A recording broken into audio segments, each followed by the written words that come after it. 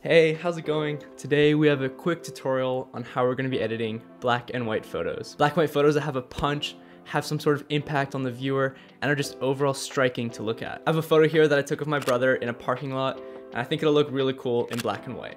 So let's get into it.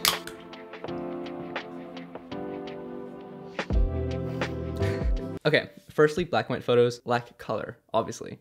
So to make sure the photo is still striking, tonal contrast is a super important element to include in your photos. And that's basically when you have lighter tones and darker tones lying next to each other. It helps the photo come alive and just creates an overall more striking image to look at. So when we edit this photo, that's gonna be the main goal that we keep in mind, basically to create a very contrasty image. All right, firstly, I'm gonna scroll down and enable my profile correction so that all the edits I make are on top of the profile correction as opposed to enabling it at the end and then seeing all my edits change because I enabled the profile correction at the end, which would be quite annoying. Then let's start off at the top. Let's switch the profile to Adobe Monochrome. Then I'm first going to bring the highlights down to -70 and the shadows down to -15. Then the whites up to 15 and the blacks to -15. Then I'll go back up to the exposure, and since the photo is quite dark, I'll just bring that way up to 1.85.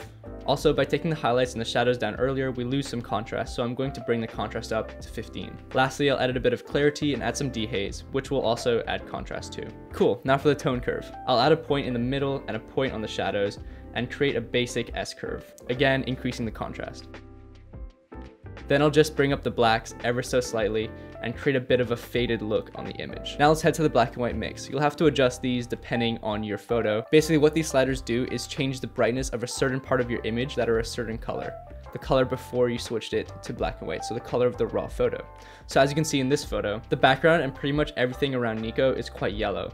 So I'm going to bring the yellow slider down to make everything around him a bit darker. Okay, sweet. Now lastly, I'm just gonna add a little bit of vignette with a roundness at -10 and a fair amount of grain. Black and white photos definitely need a bit of grain. Cool, and that's how you get a contrasty black and white edit in Lightroom. Hope you enjoyed the video. If you did, please leave a like, comment, and subscribe, and I'll see you soon.